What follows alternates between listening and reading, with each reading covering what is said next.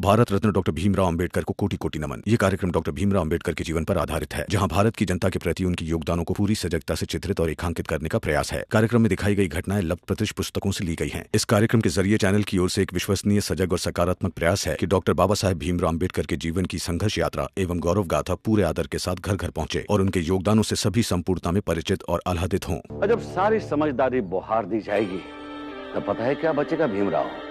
बचेगी तेरी जात की औकात और उसका गंवारपन।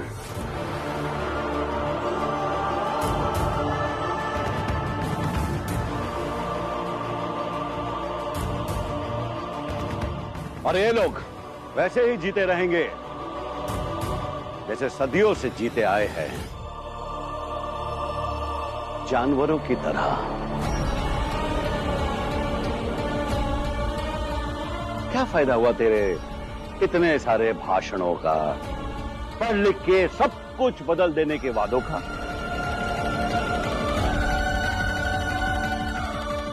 और सबसे बड़ी बात, हम एक है के नारों का। रचन देव जी, अब चले जाइए हमारे चाल से। बार बार क्यों आ जाते हैं यार? बोलने दो इन्हें।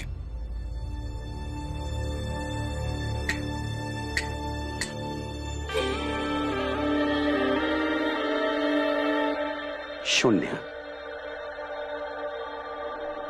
शून्य का मतलब समझता है ना तू? तूने अब तक जो कुछ भी किया सब कुछ शून्य। तेरी सारी समझदारी का नतीजा शून्य। तेरी सारी कोशिशों का जोड़ शून्य।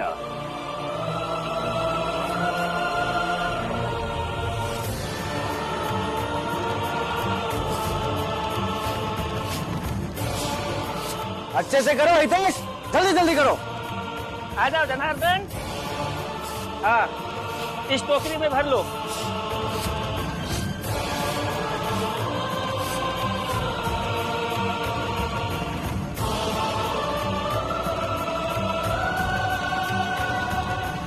नरोत्तम के घर में जब तेरे चाल के लोग काम कर रहे होंगे ना, तो वहां केवल काम ही नहीं करेंगे बल्कि तेरे सिद्धांतों की धज्जियां उड़ाएंगे भीमराव। क्या फायदा हुआ तेरे इतने सारे भाषणों का, पढ़ लिख के सब कुछ बदल देने के वादों का?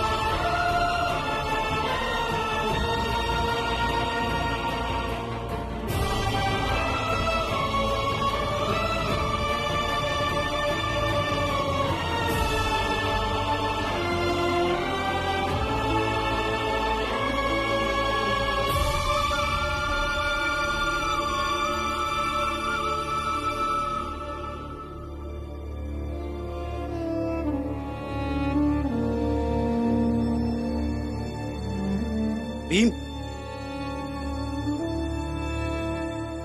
भीम,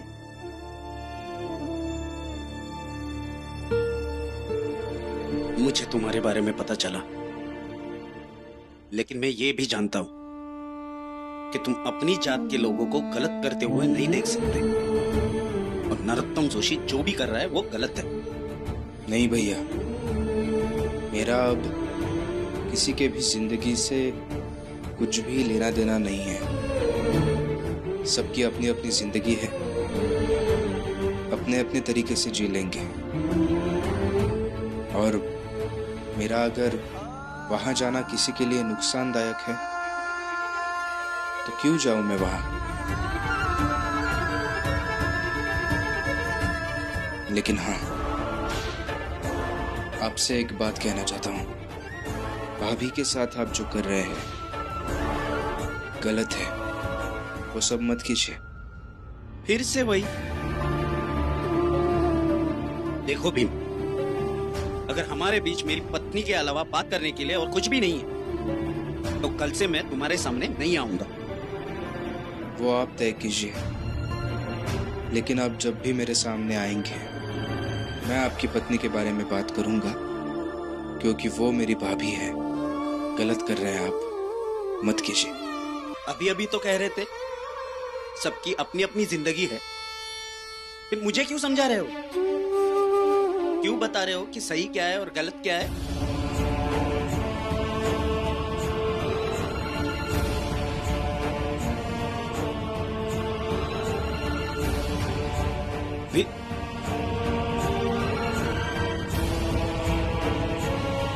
कहीं से कुछ जुगाड़ हो जाए, यहां से कहीं दूर चला जाऊंगा, बंबई से, इन सब से, तभी चैन मिलेगा मुझे।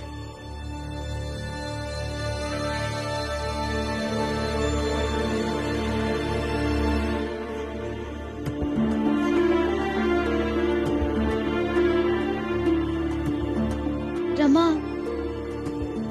कोकण में भी ठीक ठाक काम मिल जाता है।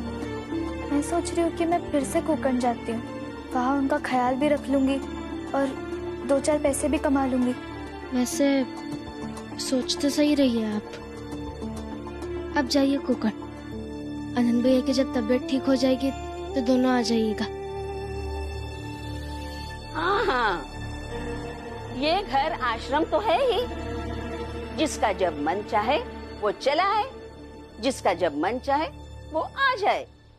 मामी, मैंने ऐसा कब कहा है? कुछ भी मत बोलिए आप। अच्छा, फिर कैसे बात करनी है तुमसे? नहीं बताओ, समझाओ हमें। तुम तो बहुत बड़ी हो गई हो। कल रात से दुनिया को समझा रही हो ना कि कैसे अपने बच्चे के साथ क्या खाया था भाभी इसने, दीपक की माँ को। अच्छा हाँ, अपने बच्चे को गुस्से में खाना नहीं खिलाना चाहिए दीपक की माँ। एक सास को अपनी बहू से ज्यादा अपेक्षाएं नहीं रखनी चाहिए, ये भी बता रही थी। तो समझाओ हमें, कैसे बात करनी चाहिए तुमसे? समझाओ। इसमें समझाना ही क्या है आई? बात करने के लिए बचा क्या है? कुछ है क्या बात करने के लिए? लक्ष्मी, ढंग से बात कर। अपने सास से बात कर रही है तू। सास है मेरी, सास है ना मेरी, बताती हूँ अभी। सास है। दीदी, दीदी, दीदी क्या कर रही है आप? दीदी, काम चोरों, ये इस रफ्तार से काम करोगे? हाँ, मुझे बस आप कर से मूर्ख। 4 गुना पैसा मिल रहा है ना? हाँ, ठीक से करो। हाँ,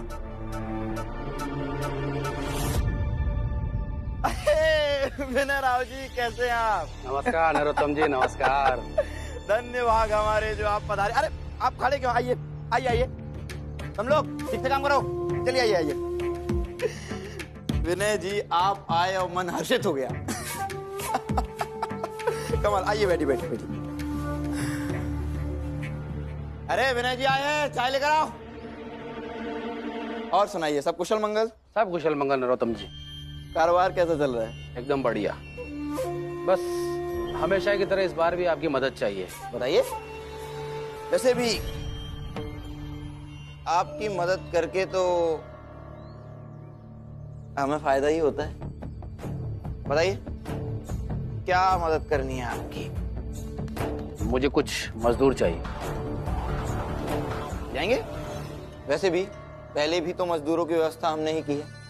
नरोत्तम जी, इस बार बात थोड़ी अलग है। मतलब ये कि मुझे भारी संख्या में दूसरे तरह के मजदूर चाहिए, जिन्हें पानी के जहाज से विदेश भेजना है 5 साल के लिए, वो भी सरकारी एग्रीमेंट के साथ। हाँ, कुछ मजदूरों की व्यवस्था मैंने कर ली है, लेकिन अभी भी कम पड़ रहे हैं। और अगर पानी का जहाज खाली जाएगा तो मुझे बहुत नुकसान होगा। नहीं, विनय जी, नुकसान नहीं होना चाहिए। मजदूर चाहिए, वो भी 5 साल के लिए। जी, जो मजदूर एग्रीमेंट के साथ विदेश भेजे जाएंगे वो पता नहीं मरे कटे खपे जिए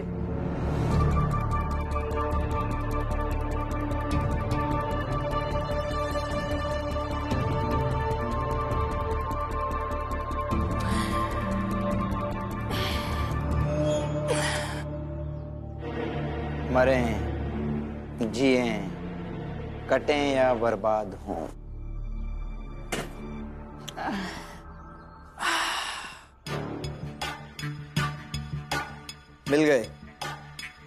मिल गए आपके मजदूर। वो देखिए, ये मरें, जिएं, कटें या बर्बाद हों, कोई फर्क नहीं पड़ता विनय जी। लक्ष्मी, क्या कर रही हो? मेरे पैसे छोड़ो, छोड़ो।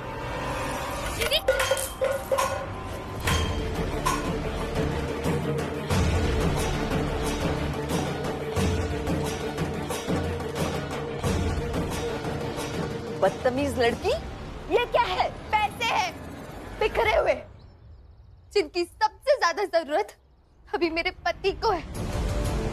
डॉक्टर साहब ने कहा है कि अगर सही समय पर इलाज नहीं हुआ तो उन्हें कुछ भी हो सकता है। रोज सुबह से शाम तक मैं, रमा, भीम भाऊ और बाबा इन्हें जोड़ने के लिए काम ढूंढते हैं, लेकिन जात के नाम पर दुत्कार ज्यादा और काम कम मिलता है। एहसान फरामोश, मदद का हाथ बढ़ाया था मैंने तुम्हारे सामने, दिए थे तुम्हें पैसे। ये लो पैसे, और अभी के अभी कोकण वापस जाओ। पहले आनंद का इलाज कराओ। याद नहीं तुम्हें, तुमने क्या किया था? आपको पता है ना कि अगर इन पैसों से उनका इलाज करवाया, उन्हें पता चल गया तो वो मर जाना बेहतर समझेंगे। ये पैसे रखिए आप अपने पास। याद नहीं, ये ऐसे मेरे हाथ में थमा कर चली गई थी। अगर मेरे पैसों की मदद नहीं चाहिए तो हाथ क्यों लगाया मेरे पैसों को? तो क्या करती? ले लेती आपके ये पैसे, और उन पैसों की मदद से आप मुझे भीम भाऊ और रमा के खिलाफ करने की कोशिश करती है ना? इतनी गिरी हुई नहीं हूँ मैं आई। वो चाल वाले वो होंगे उतने गिरे हुए। चाहिए ना, जाके वो चाल वालों को खरीदिए। उनका ईमान तो इतना बिका हुआ है कि वो इन पैसों की खातिर भीम भाव के खिलाफ आराम से हो जाएंगे। चाहिए जाकर के उनकी प्रतिनिधि बनिए, मेरी नहीं। वो जो चाल वाले हैं ना, समझदार है, बेवकूफ नहीं है तुम्हारी तरह। उन्हें अपने परिवार का ख्याल है, उनकी खुशी का ख्याल है, इसलिए मेरे पैसे ले लिए उन्होंने। तुम्हें तो अपने पति की कुछ पड़ी ही नहीं है। इस रमा और भीम के पीछे पीछे फिरती रहती हो, कुछ ध्यान नहीं होता फिर तुम्हारा। पता है तुम्हें इस वक्त तुम्हारा पति किस हाल में है? पता है, मेरे पति है वो, मुझे पता है कि इस वक्त वो किस हाल में होंगे।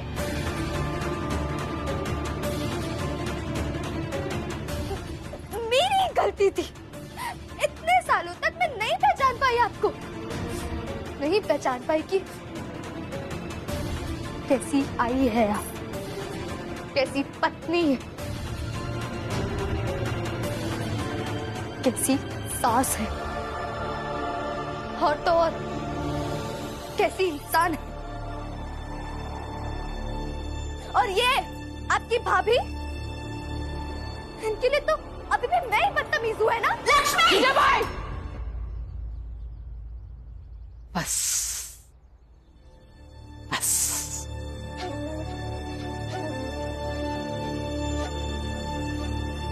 लक्ष्मी शांत हो जा।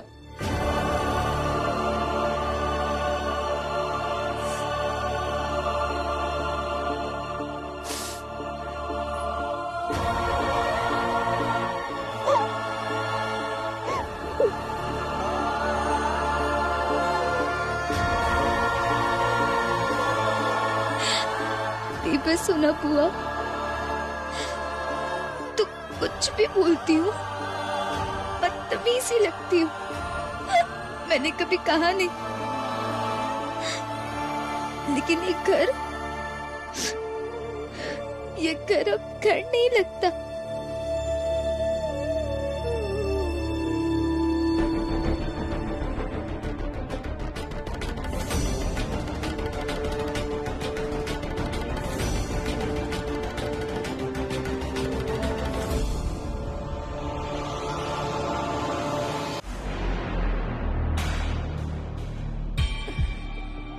प्रचंड देव जी, ये विनय जी हैं।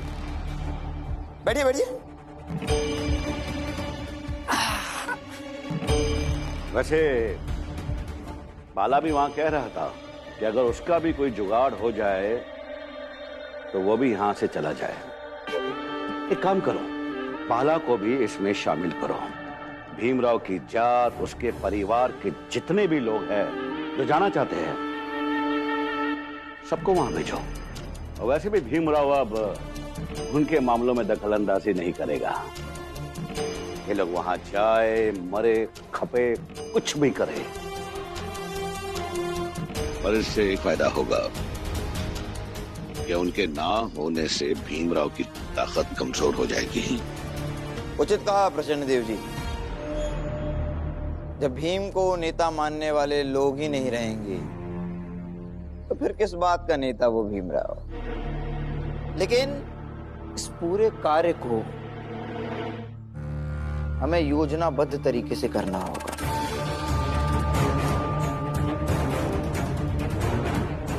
मैं इन लोगों से बात करता हूं।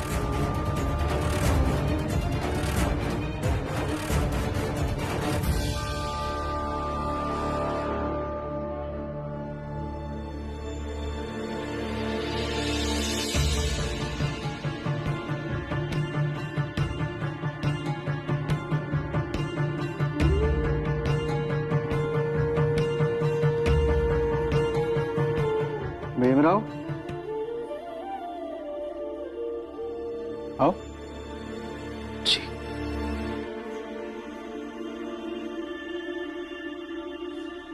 जी सर। बैठो। नहीं सर, मैं ठीक हूँ। बैठो।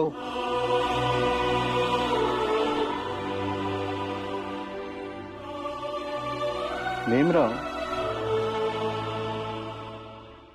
पिछले 28 साल से वकालत कर रहा हूँ। शुरू में लगातार 17 केसेस में हार गया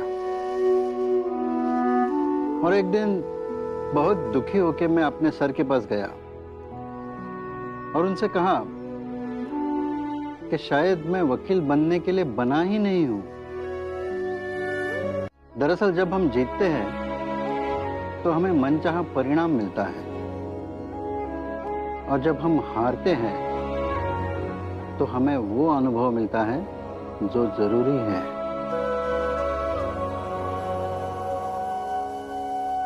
उसके बाद भी 4 केसेस में लगातार हारा, लेकिन उसके बाद से ज्यादातर मैं अभी केस जीतते ही आया हूं। और अभी तो लोग कहते हैं मैं सबसे सफल वकील हूं।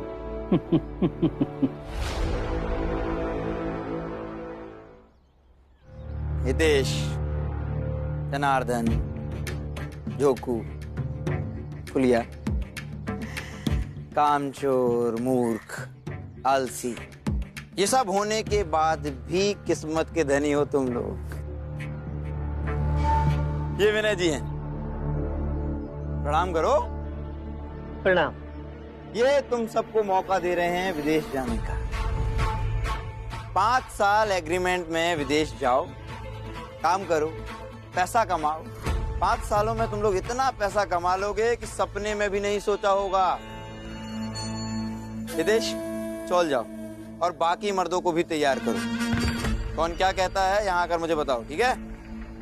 मालिक, सही में हम सब बहुत पैसा कमा करके आएंगे।